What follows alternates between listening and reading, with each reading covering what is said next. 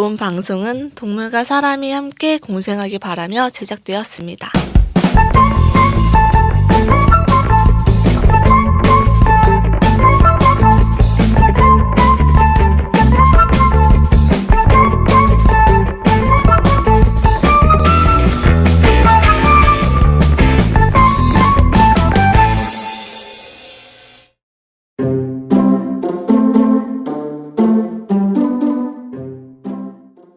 안녕하세요.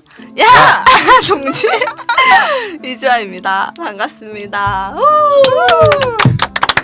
너무 어색하게 하시는 거 아니에요? 안녕하세요. 안녕하세요.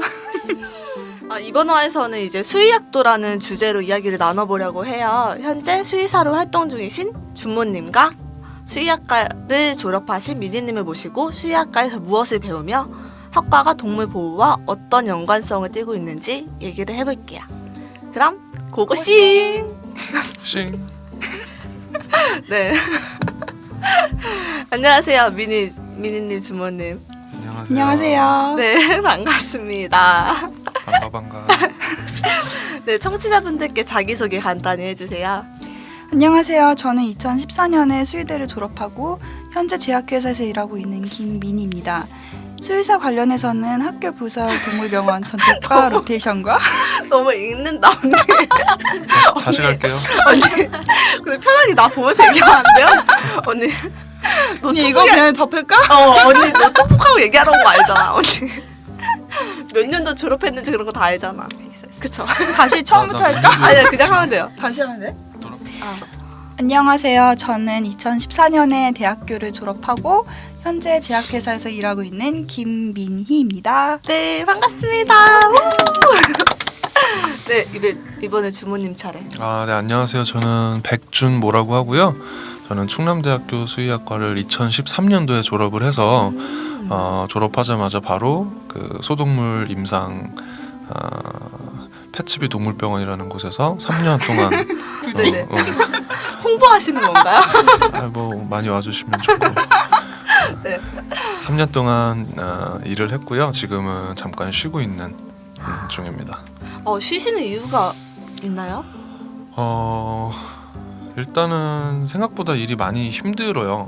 네, 많이 힘들고 정신적인 스트레스도 많이 받고 또 육체적으로도 좀 힘든 점들이 많아서 네네. 건강 상태도 좀 악화가 됐고. 아, 그래요? 네. 전혀 티 안 나세요. 그렇게 생각들 하더라고요. 네. 워낙에 드립을 많이 치는 그러면 이제 수의학과를 졸업하신 지 두 분 다 오래되시지는 않으신 거네요? 그쵸? 네. 그럼 학과에 대한 간단한 소개해 주실 수 있으신가요? 네, 수의학과는 수의사가 되기 위한 과정입니다. 쉽게 말해서 의학과가 의사가 되기 위한 과정이면 수의학과는 모든 동물들을 이제 치료를 하는 그런 네네. 걸 배우는 그런 과정인데요. 수의학과는 크게 예과 2년이랑 그리고 본과 4년으로 나눠져 있습니다. 예과 때는 본격적인 수의학 공부를 하기 위한 기초 과정으로서 뭐 예를 들면 일반 화학이나 생물학 뭐 이런 과목을 배우고 네. 그리고 또 본과 기간 동안 우리가 일반적으로 생각하고 있는 네. 그런 수의학과 공부들 예를 들어서 뭐 해부학, 양리학 이런 거부터 시작해서 안과, 피부과, 정형외과, 내과 뭐 이런 부분을 다 이제 배우고 실습을 하게 되는 과정이죠. 전부 다 배우는 거예요? 아니면 그쵸. 자기가 선택을 하는 거예요? 우선은 수의학과 기간 동안은 전체를 다 배우고 네. 이제 대학원을 진학할 때 자기가 관심 있는 분야를 선택을 해서 조금 더 공부를 해서 전문 일을 하는 분들도 있습니다. 그러면은 이렇게 강의를 들으면서 수업을 들으면서 동물들을 자주 마주하시나요? 그쵸. 아무래도 그러니까 저희가 본과 때 오전에는 이게 수업 강의실에서 수업을 듣고 네네. 오후에는 거의 실습 위주로 진행을 하고 있어요. 아. 근데 이제 뭐 예를 들어서 내과나 외과나 이런 실습일 때는 이제 네. 동물들을 실제로 마주하고 실습을 진행하기 때문에 동물들을 상대적으로 많이 접할 수 있다고 할 수 있죠. 그러면은 뭐 마주하는 동물들 중에는 어떤 종류가 있나요? 거의 뭐 이렇게 치료 쪽으로 하는 임상 과목의 경우는 네. 비글들이 많죠. 그런 강아지들 위주로 하고 뭐 양리학이나 아니면 생리학이나 이런 기초랑 비슷한 그런 과목에서는 네. 뭐 쥐들 위주로 많이 진행을 하고 있습니다. 그 햄스터는 없나요? 햄스터는 아니고 기니피그로는 아, 진행을 해봤어요. 아 왜요?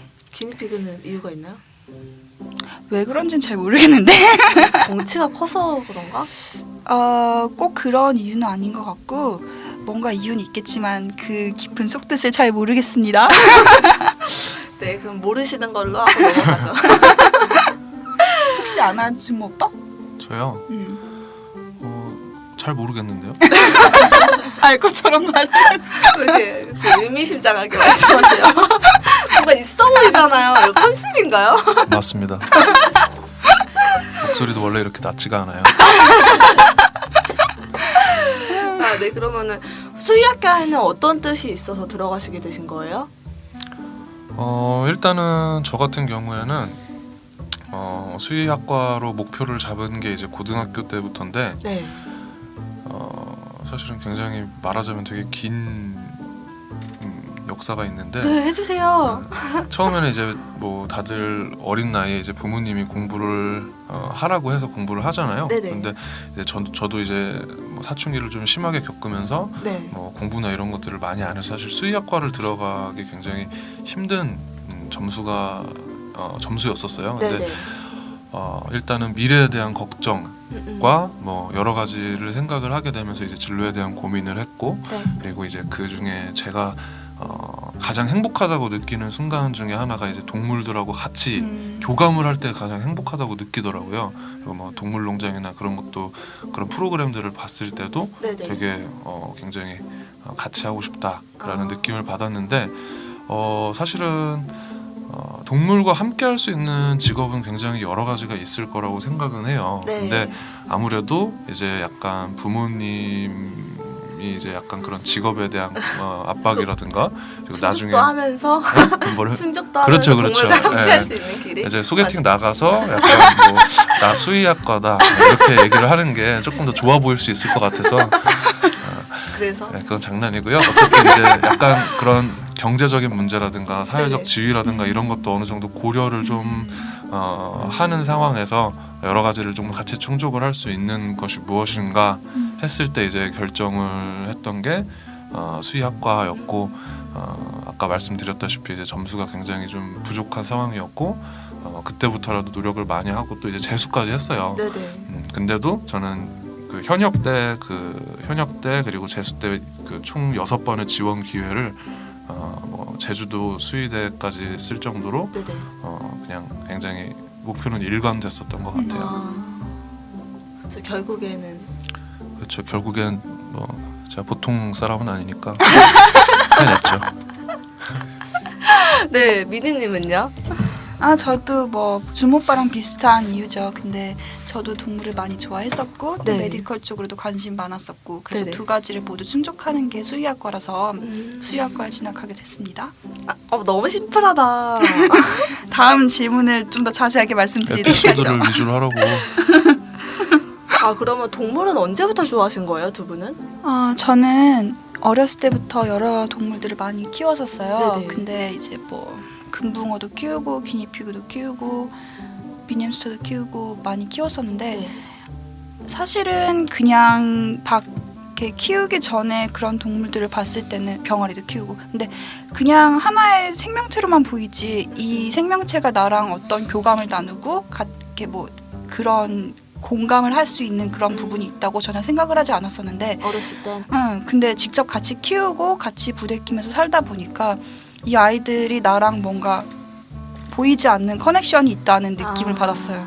네. 그러면서 이런 우리가 생각하기에는 그렇게 중요하다고 생각하지 않은 그들의 삶도 어쨌든 하나의 중요한 삶이고 그런 아이들의 건강을 책임져 주는 그런 게 수의학이잖아요. 네네. 그래서 이제 그쪽으로 좀 많이 생각을 했던 것 같아요. 근데 지금은 그 전공을 살리시지 않고 있으시죠? 그쵸. 네, 그 이유가 있을까요? 수의학과에서 추구하는 그런 방향에 대해서는 저도 전적으로 공감하고 그런 쪽으로 삶을 살고자 하고 있지만 네네.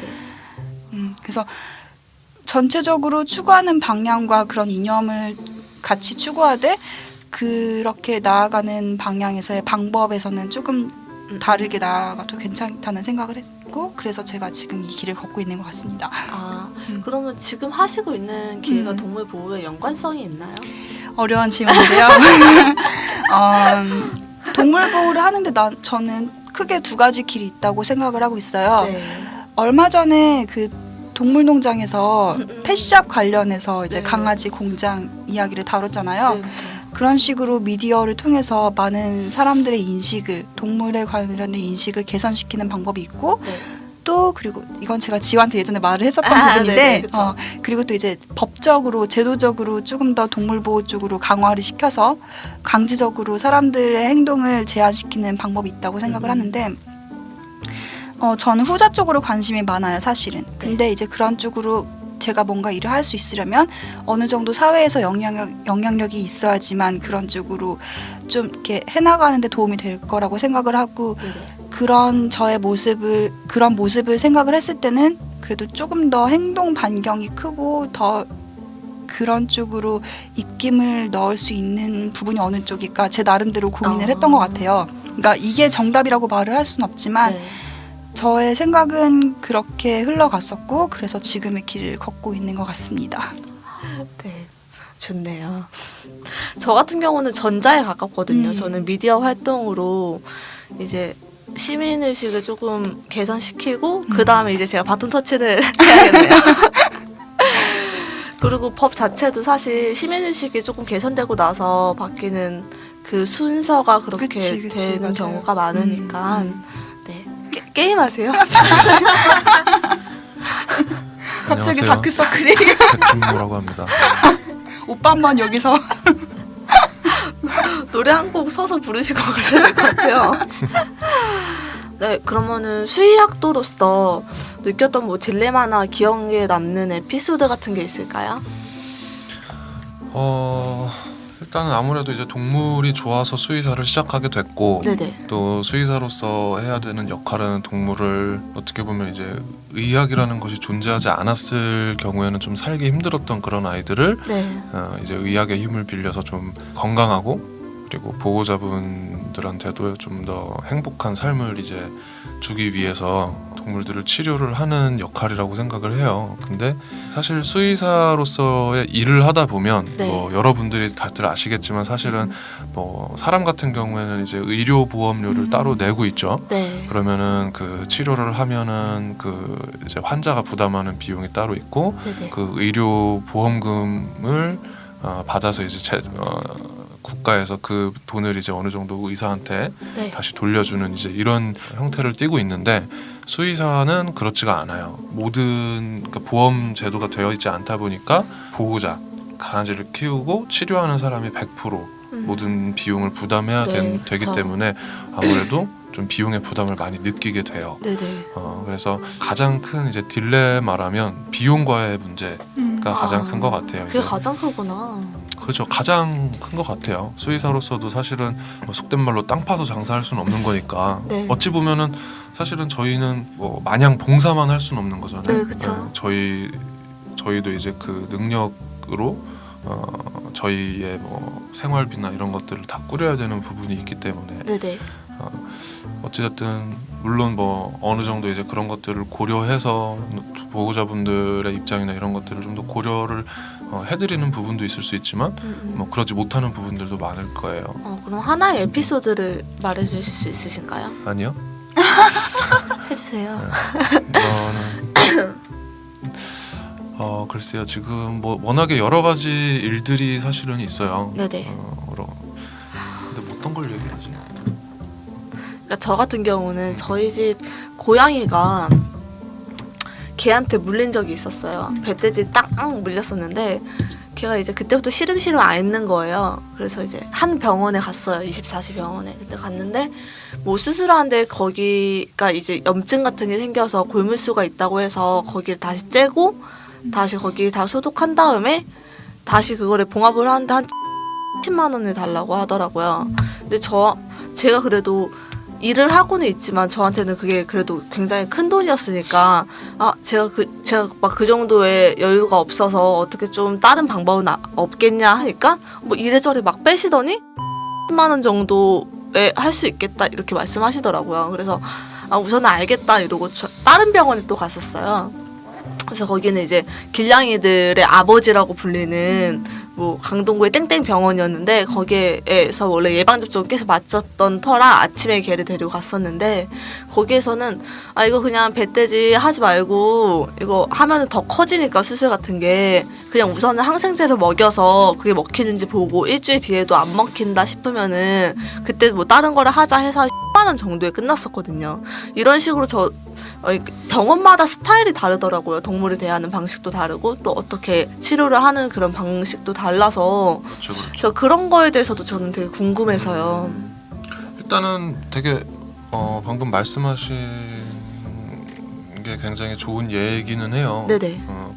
근데 일단은 저는 그 반대로 됐을 경우를 좀 생각해보라고 하고 싶기는 해요. 네네. 그러니까 약을 썼을 때 잘 치료가 되면 다행이지만 네. 이제 약을 썼을 때도 치료가 잘 되지 않았다고 한다면 그때는 굉장히 처음에 수술을 한 것보다 더 생명에 많은 이제 흔히 폐혈증이라고 하는 그런 감염증에 걸릴 수가 있는 상황이기 때문에 네네. 그래서 그런 좀 초기에 이제 초기 염증 일시에 딱 수술을 하고 잡혔을 때랑 그때를 비교해 보면 굉장히 치료를 하기가 어려운 상황이 될 수가 있어요. 그래서 그런 상황도 어떻게 보면 딜레마라고 얘기할 수 있을 것 같아요. 네. 이제 사실은 확률이 한 90%는 약 먹고 괜찮아지는데 10%는 그렇지 않을 확률이 있고 이제 수의사로서 그 10%의 확률에 대해서는 얘기를 하지 않을 수는 없는 거고 네네. 만약에 괜찮을 거예요 그분처럼 했다가 만약에 그런 10%의 확률이 돼버리면 그건 이제 수의사로서의 그런 책임이 다 수의사한테 어떻게 보면 돌아가게 되잖아요. 네네네. 선생님 그때 괜찮다면서요 이렇게 말씀을 그럴 하시게 수도 있겠네요. 되니까 네. 그래서 사실은 수의사들한테는 가장 합리적인 방법보다는 어떻게 보면 좀 더 방어적인 방법을 얘기를 하게 되는 부분도 있는 것 같고 사실 또 뭐 수술해서 크게 위험한 상태가 아니라고 한다면 네네. 비용은 조금 더 들 수도 있겠지만 수술을 하는 것이 오히려 더 나을 수도 있는 상황들이 충분히 있을 수 있어요. 왜냐하면 특히나 이제 뭐 강아지들한테 물렸을 때 강아지 이빨에는 굉장히 많은 더러운 균들이 많거든요. 이빨도 제대로 안 닦고 네네. 뭐 치태도 굉장히 많고 치석도 굉장히 많고 그렇다 보니까 이제 감염의 위험성이 굉장히 큰데 그런 것들이 이제 복강 피부 쪽에만 만약에 침투가 됐다면 네네. 다행이지만 그게 혹시나 이제 복강 안쪽까지 들어가게 된다면 복막염 복막염으로 인해서 뭐 또 장기 손상도 될 수 있고 그렇게 된다고 하면 정말 이제 생명이 위급해지는 상황이 올 수 있죠. 사실은 또 인터넷 검색 많이 하시잖아요. 네, 엄청 하죠. 네, 근데 뭐 이렇다던데 뭐 지금 이러시는 거 아니냐 이렇게 얘기를 하시는 분들도 굉장히 많아요. 그럴 것 같아요. 네. 근데 저희로서는 사실은 모든 가능성에 대해서 말씀을 드려야 되는 거고 또 필요한 검사에 대해서는 정말 아이를 사랑하신다면 비용을 조금 더 들이시더라도 좀 더 확실하고 안전한 방법을 취해야 되는 게 이제 수의사들로서 이제 권할 수 있는 방법인데 저 사람 자꾸 비싼 것 쪽으로 유도하네? 약간 이런 식으로 이제 생각하시는 분들도 많아요. 실제로 뭐 그런 수의사분들도 있을 수도 있겠지만 이제 그렇지 않은 수의사분들까지 그렇게 이제 생각이 되는 경우도 있고 그래서 제가 이 보호자분한테 과연 이 보호자분이 듣기 좋은 얘기를 해줘야 될지 아니면은 이 동물을 위해서 가장 안전한 방법을 말씀을 드려야 될지 이런 부분이 가장 큰 딜레마 중에 하나라고 말씀드릴 수 있겠네요. 저는 이거는 사실은 그러니까 진짜 수의학도로서 말을 할 수 있을 것 같아요. 그러니까 좀 수의사가 되고 그런 수의사의 경험이 많아지면 당연히 없어지는 부분이긴 한데 제가 수의학과를 다니면서 느꼈던 거는 어떤 환자가 왔을 때 뭐랄까 그 진단을 내릴 때 이 환자가 어디가 아프다고 진단 내릴 때 SOAP라고 해가지고 그 전체적인 그 프로토콜이 있고 이제 또 막 그 뭐라 그러지? 이 다이아그램이라 그러나? 그게 있어요. 그래서 이제 원래는 정도로 하면은 정말 많은 막 혈액 검사, 소변 검사, 엑스레이, CT, MRI 뭐 이런 식으로 정말 많은 검사를 진행을 해야 되는데 사실 필드에서는 그렇게 많은 검사를 진행할 수도 없을 뿐더러 그리고 또 이제 보호자분들도 그렇게 많은 비용을 감당을 할 수 있는 의지를 가지고 있거나 능력을 가지고 있거나 그런 부분에 대해서도 좀 민감한 사항이거든요. 근데 이제 네네. 학교를 다녔을 때 그런 정말 정도의 길을 배웠는데 실제로 이렇게 나갔을 때는 그런 부분이 부딪혔을 때 좀 혼란스럽고 그랬던 건 있었던 것 같아요. 근데 이 부분은 이제 점점 수의사를 하고 많은 환자들을 보다 보면은 네. 조금씩 더 자기만의 방향을 잘 구축하고 이렇게 어느 정도 타협점에서 잘 할 수 있는 부분이라고 생각을 하고 있어요. 근데 현재 그 반려동물 보험 같은 게 있죠. 보험은 있긴 한데 네. 존재는 하지만 실제로 그렇게 많이 되고 있지는 않다고 저는 알고 있거든요. 근데 그 이유가 뭔지 알 수 있을까요? 아무래도 비용이 올라가면 그만큼 이제 보장이 되는 부분이 많겠지만 네네. 뭐 우리나라에서 이제 잘 모르겠어요. 저는 제 그냥 추측에는 네. 내는 비용은 별로 내고 싶지 않고 네. 뭐 보장은 많이 받고 싶고 뭐 이러다 보니까 그쵸. 사람 뭐 사실은 보험회사도 그거 그냥 봉사 단순히 동물 보호 차원에서 하는 게 아니라 네네. 걔네도 이익을 내야 되잖아요. 네, 그쵸. 그럼 당연히 그 들어오는 돈이 나가는 보다 저기 적으면 안 되거든요. 네. 근데 그런 것들을 맞추다 보니까 아무래도 그런 부분에 있어서 이제 그 보호자분들이 나 겨우 이 정도 돈 내고 이렇게 보장받는 내용이 없어? 이렇게 생각을 하게 되면 이제 가입을 안 하게 될 수도 있고 네. 기업 입장에서도 그게 이해타산이 잘 안 맞으면은 그 보험을 만들지 않게 되겠죠. 악용되는 사례들도 종종 있다고 저는 알고 있어요. 아, 그래요? 그런 부분도 약간 민감하니까 조심스럽고 민감하니까 네. 예를 들면 어떻게 악용해요? 그냥 뭐 사람 보험에서 그런 식으로 하는 것처럼 네. 근데 저희 너무 우울한 얘기만 한 것 같아요. 딜레마에 대해서만 굉장히 얘기를 많이 나눴는데 좀 즐거웠던 그런 기억이나 수의학도로서 좋았던, 보람찼던 그런 에피소드가 있어요? 일단은 그 반려동물 수의사를 하면서 가장 큰 장점이라고 할 수 있겠죠. 네네. 이제 아이들을 직접적으로 치료해서 그 아이들이 살아서 뭐 보호자분하고 굉장히 이제 잘 뛰어놀고 이런 모습을 보면은 그것만큼 저는 행복한 진짜 일은 엄청 없어요. 보람찰 것 같아요. 그럼요.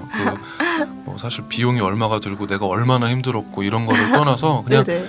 걔네들은 사실은 물론 싸나운 애들도 있을 수는 있지만 네. 마냥 너무 해맑잖아요. 네. 그런 애들 보고 있으면 그래도 내가 수의사 해서 이렇게 하기를 잘했다 이런 생각이 많이 드는 편이죠. 사실은 저희가 뭐 인간들이 안 좋은 안 좋은 짓들을 많이 하기도 하지만 네. 어떻게 보면 동물한테 의학을 적용한다라는 거는 어떻게 동물 입장에서는 굉장히 큰 축복이거든요. 그쵸. 네. 왜냐하면 얘네들은 그냥 야생에서 살아간다고 했을 때는 네. 뭐 사실 어떻게 보면 누구한테 물리는 거는 당연한 일이고 물려서 아까 말씀하신 것처럼 뭐 폐혈증이 걸린다고 하면 죽는 것밖에는 답이 없어요. 네. 근데 어찌 됐든 우리 인간의 머리에서 이제 나온 그런 훌륭한 것들을 네. 이제 동물에게 적용을 시켜서 동물도 어떻게 보면은 몇 년밖에 살지 못했던 애들이 지금은 그렇게까지 오래 살 수 있다는 건 네. 굉장히 큰 축복이고 또 한 가지 예를 들면 심장사상충 있죠. 네네. 심장사상충은 굉장히 강아지는 왜 심장사상충에 걸리게 태어났을까라는 생각을 하게 될 정도로 밖에서 크는 애들은 이제 심장사상충에 잘 걸리는데 네.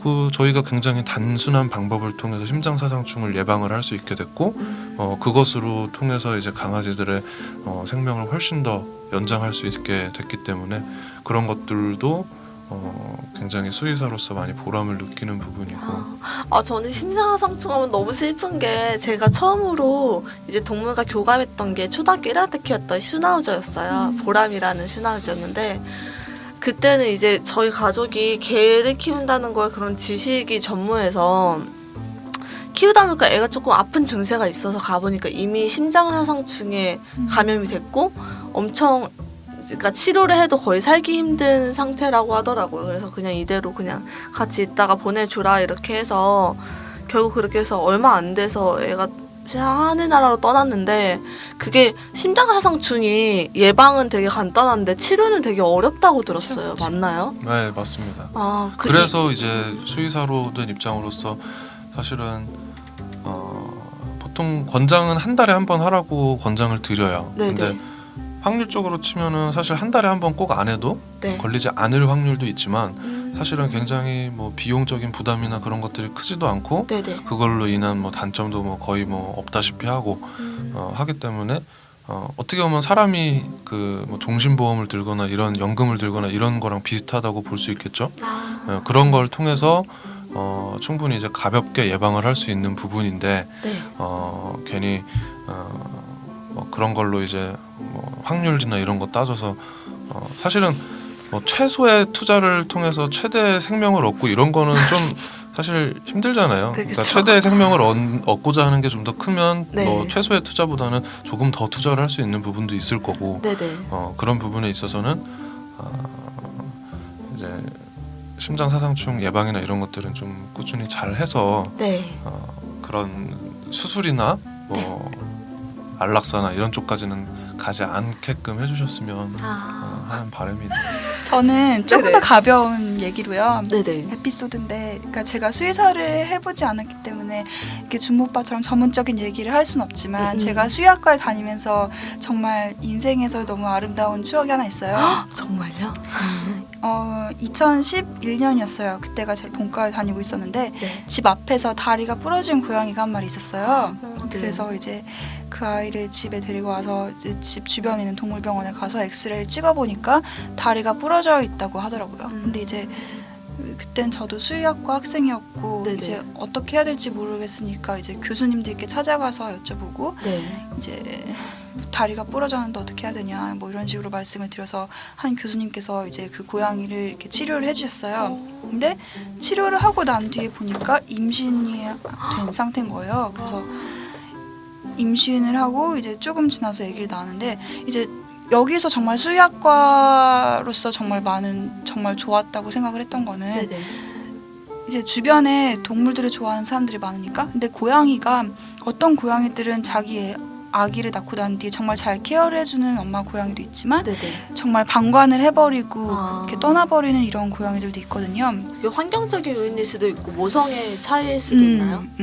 근데 이제 어쨌든 아기 낳기 전까지는 이 아이가 어떤 성향을 가진지 모르니까 만약에 애를 낳고 난 뒤에 정말 방관을 하는 스타일이라면 네. 그 아이를 케어를 정말 열심히 해줘야 되는데 그 부분에서 굉장히 막막하더라고요. 저는 단 한 번도 그런 아기 고양이를 심지어 고양이를 키워본 적이 없었거든요. 네. 근데 주변 제 같은 과 친구들 중에서 고양이를 정말 많이 좋아하고 이미 키워봤던 사람들이 많아서 아기를 낳으면 우리 한 마리 한 마리씩 이렇게 나눠가지고 각자 돌봐주도록 하자. 그리고 어떤 식으로 케어를 해주는지 이렇게 팁을 주겠다. 이런 식으로 말을 했었어요. 아, 네네. 그래서 이제 그런 부분에서 참 저는 정말 수의학과를 오길 잘했구나.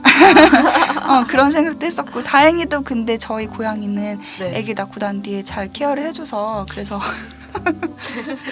셀카를 이런 사람 처음이야 진짜. 네, 자유로운 영혼이죠.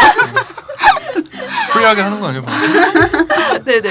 그래요? 그래서 결론적으로는 정말 좋은 기억으로 그래서 되었어요. 애들은 다 케어해서 이제 엄마 고양이가 잘 케어를 해줬고요. 네네. 그리고 이제 조금 지나고 난 뒤에 과 친구들한테 아기를 7마리 낳았어요. 그래서 한 많이 마리는 낳았다. 한 마리는 제가 데리고 있고 나머지 2마리씩 이제 친구들한테 이렇게 입양을 보냈던 기억이 있습니다. 지금도 애들은 다 잘 지내요?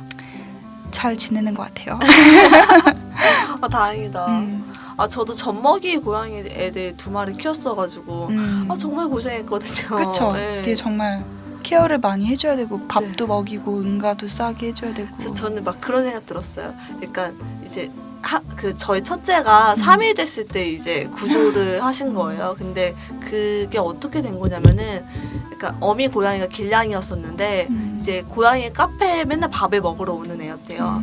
근데 이제 거기에 얘가 임신한 걸 알고 이렇게 약간 집 같은 거 지어줬는데 5마리 낳고 2마리만 데리고 가더래요.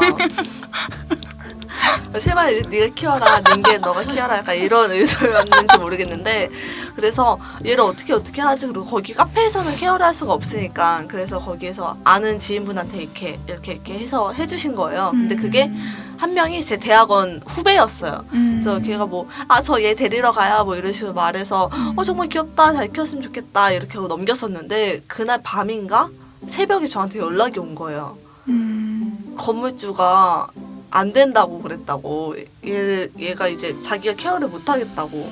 그래서 어쩔 수 없잖아요. 그래서 제가 그러면 나한테 데리고 와라 해서 제가 진짜 일을 하면서 계속 걔를 이렇게 가방에다가 맞아. 데리고 다니면서 일상생활을 하기가 힘들죠. 한두 시간에 한 번씩 계속 밥을 먹이고, 또 버스 타면 그렇게 울더라고요, 얘가. 그러니까 또 택시 타고 다니고, 그러다 보니까 제가 조교였는데 또 사무실에서 걔랑 같이 밤새고 약간 이런 생활을 되게 반복했었어요. 근데 그렇게 한 달 동안 내 잠 못 자고 그렇게 케어를 하고 나니까 진짜 사람 아기를 낳으면 더 심할 거 아니에요. 그럼 나 진짜 인생 내 삶이 없겠다, 약간 이런 생각이 들긴 하더라고요. 결론이. 그래서 참 삶 의미가 없죠. 그래서 뿌듯하긴 했는데 혈변 때문에 그 돈도 많이 쓰긴 했는데 근데 그냥 제 삶이 없어지더라고요. 맞아. 살아서 뭐해? 결론이 뿌듯했어요. 지금 건강에 잘 크고 있어요. 근데 새끼 고양이들은 그렇게 혈변을 놓는 이유는 뭐예요? 수의 선생님? 네, 뭐요? 혈변. 혈변이요. 네. 일단은 동물병원에 혈변이라고 해서 진료를 오시는 분들이 굉장히 많은데, 네네. 물론 혈변을 둔다라는 거는 정상적인 사인은 아니지만, 네네.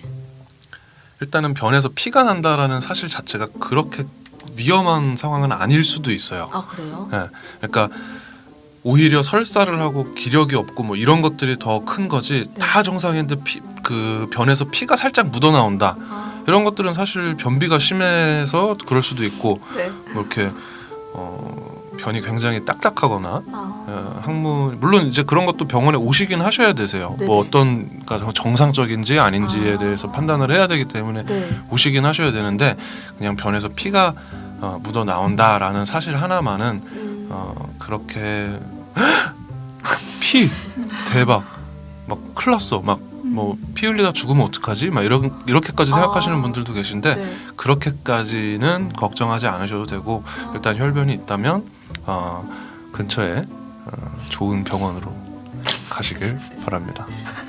근데 저의 짧은 수의학적 지식으로 배웠을 때 그거 생각해보면 혈변이 또 검은 색깔 혈변이고 빨간 색깔 피가 묻어나는 혈변이 있잖아요. 근데 빨간 색깔 혈변의 경우는 준모 오빠가 지금 말한 것처럼 그래도 상대적으로 이렇게 뭐랄까 걱정을 막 하는 것만큼 그렇게 위험하지 않을 수 있지만, 검은 색깔 혈변은 조금 더 상부 소화기관에서 이렇게 출혈이 나는 거기 때문에 조금 더 위험할 수도 있다고. 맞습니다. 맞는데 약간 검붉 같어요. 일단은 레디시 블랙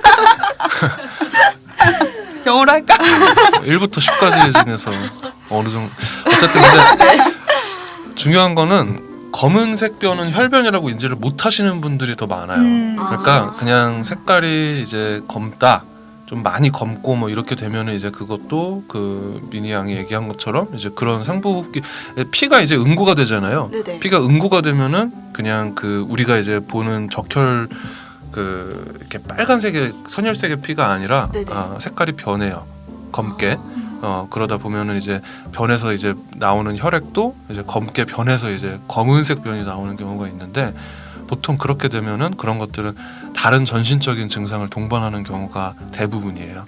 몸 기력이 좀 떨어진다거나 네네. 토를 한다거나, 상부 호흡기관, 상부 그 소화기관이라고 한다면 십이지장이나 뭐 위나 네네. 뭐 이런 쪽에서 출혈이 생기는 거를 의미를 하는데, 그렇게 되면은 보통 컨디션이 정상적인 애들은 많지는 않아요. 그래요. 그리고 대부분 반려동물을 키우시는 분들이 굉장히 궁금해하실 것 같은데, 먹으면 치명적인 음식들이 있잖아요, 동물들이. 뭐 포도나 맞죠? 뭐 초콜릿이나 네네. 오징어나. 근데 이런 것들을 먹었을 때 괜찮은 애들이 있다고 하더라고요. 네, 있을 수 있죠. 네, 그래서 그게 체질의 차이인가요? 일단은 포도 같은 경우에는 네. 정확히 어떤 기전 때문에 이제 포도가 신부전을 그냥 콩팥 네네. 그 신부전을 유발한다고 해서 이제 그 먹지 말라고 하는 건데 네. 사실 기전이 정확하게 밝혀진 바가 없어요. 아 그래요? 네, 그래서 뭐 어떤 그 원두막에서 키우는 애는 맨날 포도서리에서 포도 먹고 이래도 아무 뭐 이상 없이 뭐 살아갔다고 하는데 네네. 뭐 되게 그 아직 그 밝혀진 기전이 없다 보니까 얼마나 먹었을 때 키로당 얼마나 먹었을 때 뭐 어떤 정도가 치사량이다 이런 것들이 정확한 정보가 없고 뭐 그게 나오기 이전까지는 그냥 먹이시지 않는 게 답이겠죠. 먹어서 좋을 그치, 건 그치. 없으니까. 네네. 음. 조심하는 거죠.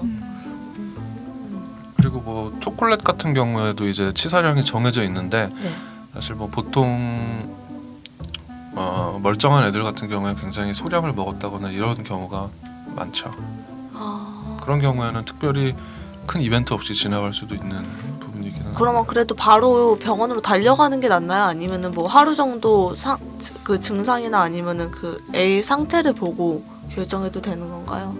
당연히 데려가시는 게 좋고요. 네. 일단은 상담 후에 아무런 조치를 취하지 않는다 하더라도 일단은 수의사랑 상담을 하시는 게 바람직하고 뭐 저희가 어떤 경우에는 뭐 괜찮을 거예요 이렇게 말씀을 드릴 수 있어도 사실은 뭐 보호자가 생각했을 때는 그래 이 정도는 괜찮다고 했지 했는데 사실 수의사가 봤을 때는 이런 부분도 있으면 이거는 일단 데려와야 되는데 이런 부분이 있을 수 있기 때문에 일단은 데려와서 자초지종을 설명을 드리고 수의사가 판단했을 때 이제 괜찮다고 생각이 되면 뭐 그때 별다른 조치를 안 한다거나 그리고 먹은 지 얼마 안 됐을 때 병원에 오는 게 굉장히 좋은 게 네네. 일단은 흡수가 그 위를 거쳐서 이제 내려가서 흡수가 되는 건데 위에서 아직 내려가지 않은 상황에서 병원을 내원을 했을 경우에는 그거를 다시 이제 그 흡수가 되지 않게끔 그 구토를 유발하는 처치를 함으로써 이제 흡수를 원천적으로 그냥 차단을 할 수가 있어요. 그러면 집에서도 구토를 유도할 수 있나요? 그 손가락을 사람처럼 넣는다거나. 뭐 그것도 하나의 방법인데 정말요? 네, 하나의 방법은 될 수 있지만 추천을 드리고 싶지 않은 게 얘네들이 토를 하다가 네. 그것이 이제 폐로 들어갈 수가 있어요. 그게 이제 예를 들면 이제 토를 막 하다가 토를 하는 동안은 숨을 쉬기 힘들잖아요. 네네. 그래서 토하다가 이제 숨을 딱 하고 쉬면서 그런 이물들이 이제 그 폐로 들어가게 되죠. 그런 것들을 이제 저희가 오연성 폐렴 내지는 그 이물성 폐렴이라고 하는데 그런 것도 굉장히 안 좋은 영향을 미칠 수 있기 때문에 그런 것들도 수의사들이 처치를 하는 것이 훨씬 더 바람직하다고 생각이 됩니다. 그렇구나. 네, 그러면 수의학도 롯데의 직업으로 뭐래? 롯데요? 신동빈이 물려받아야 된다고 생각합니다. 네. 네, 수의학도 때와 직업으로서 수의사로서의 차이점이 뭐가 있을까요? 이건 존모님이 말씀해 주실 수 있으실 것 같아요. 전모가 아니라 준모고요. 네, 준모. 저 발음 되게 똑바로 한 건데 그러세요? 잘 안 들리셨죠? 다들 그러시더라고요. 젓가락 물고 연습하는 거 있잖아요. 그거 좀 해보시고. 저 합니다. 그래요? 어쨌든 가장 큰 차이라고 한다면 아까도 말씀을 드렸던 부분인데 네네. 동물을 실제로 내가 한 생명을 그 생명을 책임을 져야겠다라는 그 중압감을 이제 이겨내면서 하는 거랑 네. 그냥 정말 뜬구름 잡듯이 학문으로서의 공부를 하는 게 이제 가장 큰 차이가 있을 수 있다고 생각이 드는데요. 네. 어떤 보호자의 환축을 책임을 져야 되는 하나의 그런 입장이 되는 거기 때문에 네네. 좀 더 절실하고 좀 더 책임감이 막중하고 그에 따른 스트레스라든가 아니면 공부의 양이라든가 이런 것들이 좀 더 많아질 것 같고 네네. 그만큼 그런 상황에 닥쳐서 이제 공부하거나 이런 것들에 대해서는 좀 더 잘 와닿는 그런 장점도 있을 수는 있을 것 같아요. 그럼 수의학도가 가질 수 있는 직업군의 종류와 또 그 직업군이 하는 일은 어떤 게 있을까요? 우선 수의학과를 졸업해서 가장 일반적인 길은 수의사가 되는 거겠죠. 네, 그래서 그쵸. 근데 수의사가 될 때도 그러니까 졸업하고 난 잠시만요. 뒤에 네. 사실은 수의학과를 졸업해서 국가고시를 통과한 사람들은 모두 수의사예요. 모두 수의사인데 네네. 미니도 수의사고 저도 수의사인데 이제 사람들이 보통 수의사라고 하면 이제 그 동물들을 치료하는 수의사만 생각하기 때문에 네네. 이제 지금 이런 질문 뭐 이런 대답과 질문들이 나온 것 같은데 어찌 됐든 저희는 모두 수의사고 저 같은 경우는 그 소동물 임상 수의사라고 할 수 있을 것 같고 뭐 미니 같은 경우는 이제 제약회사에서 뭐 일을 하고 일을 하고 있는 수의사라고 생각을 하셔야 될 것 같습니다. 그렇구나. 그치. 너만 수의사야? 네, 그래서 그러면은 근데 뭐 연구 쪽으로 빠지거나 이렇게 다양한 분야가 있잖아요. 그런 하는 일에 대해서 말씀해 주시면 좋을 것 같아요. 우선은 임상수의사 쪽으로도 길을 나아갈 수 있는데 임상수의사는 준모빠처럼 소동물 수의사를 할 수도 있고 대동물 수의사나 야생동물 수의사 아니면 네네. 뭐 수생동물 수의사 뭐 이런 식으로 할 수 있고요. 그리고 또 이제 뭐 졸업하고 난 뒤에 조금 더 공부를 이렇게 스페시픽하게 해가지고 전문의처럼 이렇게 뭐 내과 전문의, 피부과 전문의 뭐 네. 이런 식으로 조금 더 이렇게 특화돼서 이렇게 나아가시는 분들도 있고 임상 쪽이 아니라 뭐 기초 쪽으로 조금 더 공부를 해서 네네. 예를 들어서 기초 쪽으로 연구를 해서 그쪽으로 학계로 진출하시는 분들도 있고 아니면 그런 지식을 살려서 국제기구나 정부기관이나 이런 쪽으로 진출하시는 분들도 있고요. 저처럼 이런 식으로 뭐 메디컬 관련된 회사 같은 쪽으로 진출하는 사람들도 있습니다.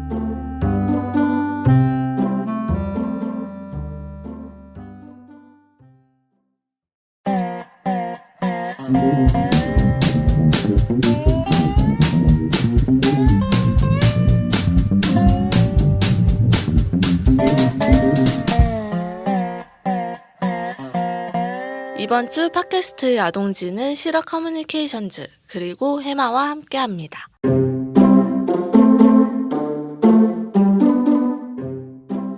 이제 드리고 싶은 질문이 반려동물이나 아니면 야생동물에 대하여 알고 있으면 좋을 팁이나 아니면 상식 같은 게 있을까 해서요. 일단은 야생동물까지는 제가 말씀드리기 조금 힘들어도 네. 반려동물을 키울 때 있어서 미리 알아둬야 할 점이라든가 이런 것들은 좀 말씀드리고 싶은 게 있는데요. 네. 보통 이제 사람들이 아이를 낳아서 키울 때는 굉장히 공부를 많이 하고 저희 네. 누나 같은 경우는 이제 애를 낳아서 키울 때 책 같은 것도 봐서 공부도 하고 이러더라고요. 네네. 근데 이상하게 반려동물 새로 분양받으시는 분들이나 이런 분들 오셔서 보면은 굉장히 좋아하고 귀여워하고 사랑한다는 느낌은 많이 받아요. 네. 근데 그에 비해서 공부는 굉장히 부족하다라는 느낌을 많이 받거든요.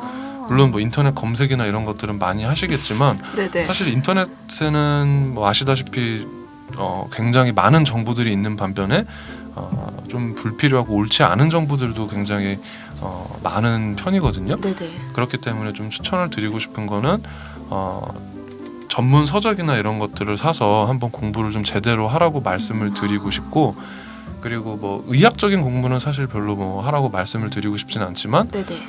어떤 상황에서는 그래도 병원에 데려가야 된다, 이런 것들에 대해서는 충분히 알고 계셨으면 좋겠고, 그리고 이제 특히나 강아지도 이제 사회화 시기라 그래서 네네. 얘네들의 이제 성격이 많이 형성이 되고 사실 나이가 들어서도 고칠 수 있는 부분이 충분히 있어요. 근데 네. 예를 들면 사회화 시기 때는 내가 어떤 불편한 점이 있어서 얘를 고치려고 한다 네. 했을 때 그거를 받아들일 수 있는 아이를 만들어야 되거든요. 그러니까 그 사회화 시기에 네가 무슨 말을 하든 나는 그 말을 들을 생각이 없어 라는 아이로 만들어버리면 네네. 그때고 나중이고 바꿀 수가 없어요. 아. 근데 그런 것들을 받아들일 수 있는 아이로 만드는 것이 이제 사회화 시기라고 생각이 되거든요. 네네. 특히나 뭐 이제 뭐 어떤 것에 대한 막연한 두려움을 없애주는 시기나 뭐 네. 이런 것들이 그 사회화 시기인데, 그 시기 때 가능한 좀 많은 경험을 할 수 있게끔, 그리고 사실 제가 뭐 사회화 시기 때 어떻게 하라고 말씀을 드리기에는 굉장히 지금 시간이 좀 부족할 수 있을 것 같고, 그냥 아니요, 말씀해 주세요. 짧다고 2시간 걸려. 어쨌든 그래서 그 사회화 그냥 드리고 싶은 말씀은 네. 사회화 시기는 정해져 있고 그 시기 때 할 수 있는 부분이 굉장히 평생을 좌지우지하는 부분이기 때문에 그 시기를 어떻게 하면은 잘 키울 수 있을지에 대한 네네. 공부는 꼭 하셨으면 좋겠어요. 네, 그러면 수의학도가 되기 위해서 이건 꼭 알고 가라 하는 게 있으실까요? 단순히 동물을 좋아하는 마음으로만 수의학과를 진학을 한다면 네네. 좀 많이 힘든 시간을 가질 수도 있을 것 같아요.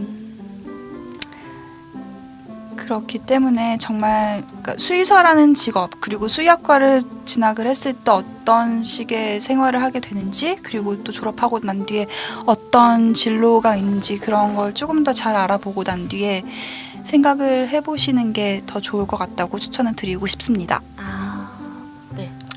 저는 긴 말 필요 없고요. 그냥 자신에게 다시 갈게요. 이렇게 뭐라고 하지?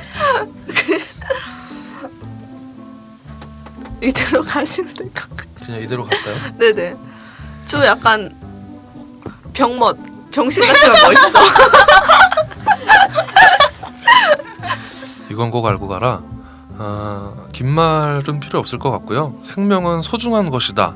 이 개념에 대해서만은 꼭 확실히 알고 인지를 하고 갔으면 하는 그런 마음이 다시 갈까요? 아, 왜 그래? 지금 엄청 좋았는데. 이건 꼭 알고 가라 할 만한 것이요. 다시 수의학과에 진학하기 전에 꼭 알았으면 하는 점. 긴 말보다는 이 한마디를 좀 말씀드리고 싶은데요. 네. 생명은 소중한 것이다. 이 개념에 대해서는 확실히 좀 생각을 해보고 진학을 하는 것이 나중에 이제 직업의식을 가지는 때나 뭐 이럴 때 굉장히 큰 도움이 될 것이라고 생각이 됩니다. 긴 말은 필요 없고 아마 4번 정도. 굳이. 이건 꼭 말은 알고 필요 가라고요? 없는데 알았어. 긴 말 하셨네요.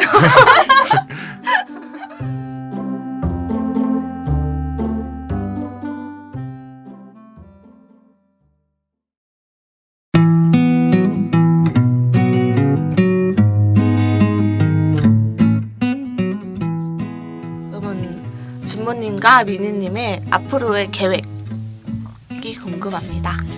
근데 사실 사람 인생 어떻게 될지 모른다고 저는 생각하고 있어요. 네. 근데 큰 방향을 좀 생각을 해보려고 하고 있거든요. 네. 그래서 저는 구체적인 계획이 있다기보다는 동물 보호 쪽으로도 생각이 있고 또 아무래도 저도 백그라운드가 수의학과이기 때문에 이 두 가지 교집합이 되는 어느 선상에 있지 않을까 그런 생각을 하고 있습니다. 네. 좋은 활동으로 계속 지속적으로 만나뵀으면 좋겠네요. 미니님. 마찬가지입니다. 네. 앞으로의 계획. 저한테는 사실 모든 동물이 다 소중하고 네네. 그 다 중요는 하지만 사실 저에게 있어 이제 강아지랑 고양이 같은 경우는 굉장히 좀 특별한 동물이라고 생각되고 저한테 있어서 이제 특히 강아지라는 동물은 네. 어떻게 보면은 인간이 만들어낸 종이라고 해도 과언이 아닐 정도의 그런 동물이거든요. 사실은 네네. 어렸을 때 제가 어렸을 때가 아니라 이제 예전으로 돌아가면 네. 수렵 생활이나 네네. 어떻게 다시 가야 되잖아. 아니 그냥 그대로 가셔도 그냥 갈까요? 돼요. 네네. 이제 그때로 돌아가면 어떻게 보면 이제 저희 강아지의 이제 조상이 늑대라고 하잖아요. 네네. 근데 그런 늑대에서부터 이제 이런 순한 강아지들 그리고 네. 이런 작고 귀여운 사람들이 좋아하는 그런 네. 강아지가 되기까지 어떻게 보면 인간의 요구에 따라서 변해온 동물이 아닌가 싶어요. 그래서 이런 동물에 대해서는 좀 각별히 애정이 더 가는 게 사실이고 네네. 그리고 인간을 위해서 살아온 애들이기 때문에 네. 좀 더 거기에 응답할 수 있는 인간이 되어야 되지 않을까라는 생각은 가지고 있고요. 앞으로 그런 동물들이 좀 더 행복하게 살 수 있고 그런 동물을 키우시는 분들에게도 네. 좀 더 행복을 가져다 드릴 수 있는 그런 수의사가 되고 싶습니다. 멋있네요. 마무리 멋있었다. 백준모 수의사라고 하고요. 아직 개원 예정은 없지만 많이 찾아주시길. 개원하시게 되면 꼭 말씀해 주세요. 알겠습니다. 당분간은 없을 거예요. 주모님, 미니님 이제 기꺼이 시간 내서 저희 야동지 찾아주셔서 정말 감사드리고요. 마지막으로 함께한 소감을 말씀해 주시면 좋을 것 같아요. 되게 긴장 많이 하셨죠? 여기 오시기 전에. 아니요? 네. 저 미니님한테 드린 말씀. 주제 넘었네요. 네, 농담입니다. 저는 좀 긴장 많이 했었어요. 네네. 하는 중간에도 긴장을 좀 했던 것 같은데 정말요? 막판에 가서 좀 긴장이 풀렸네요. 나 이게 때문이지. 이게 내가 3시간이었어야 했어. 수렵하는 시기에 태어난 오빠. 어렸을 적에 오래 사셨어. 늑대 같았지 애들이. 네. 그럼 이제 마지막으로 청취자분들께 하시고 싶은 말씀이 있으신가요? 청취자 중에 좀 이쁜 여자가 있나요? 네, 아마 있을 거예요. 있을 거예요? 네. 이거 잘라 주시죠. 네. 일단은 이 채널을 보고 계시는 분들은 다 동물에 관심이 많고 그리고 동물을 사랑한다고 이제 생각이 되는데요. 앞으로 저희들의 역할이 굉장히 중요하다고 생각이 돼요.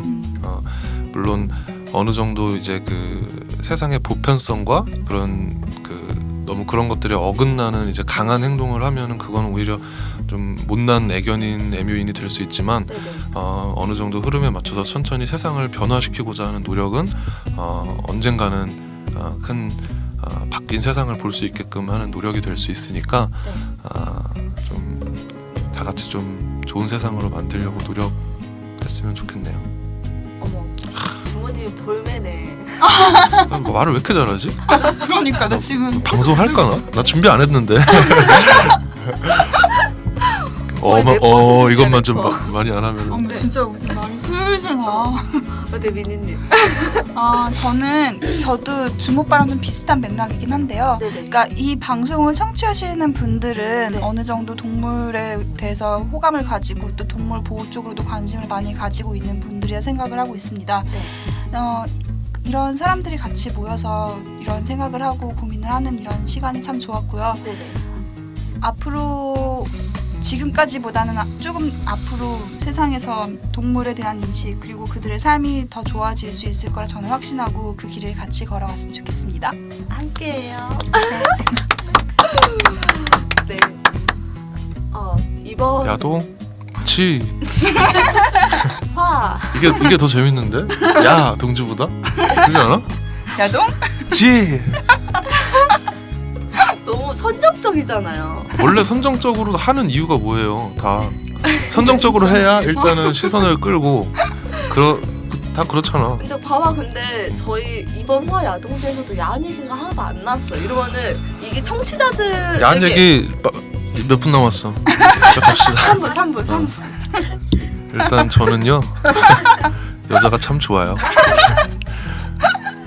근데 진짜 여자 만날 기회 많을 것 같아요. 수의사를 하면 왜냐면은 여자분들이 대부분 동물을 좋아하시니까.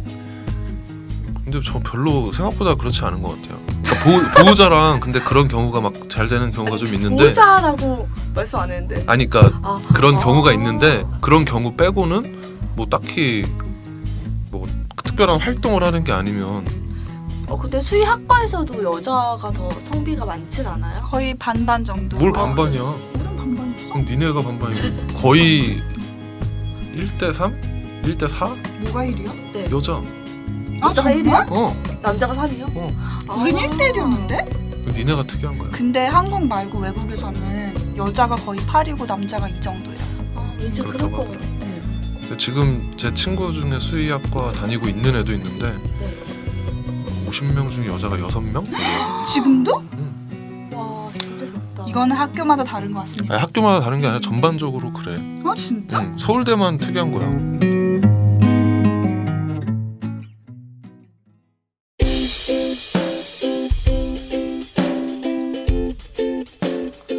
네, 이번 화에서는 수의학과에 대해서 알아보았는데요. 근데 큰일 났다.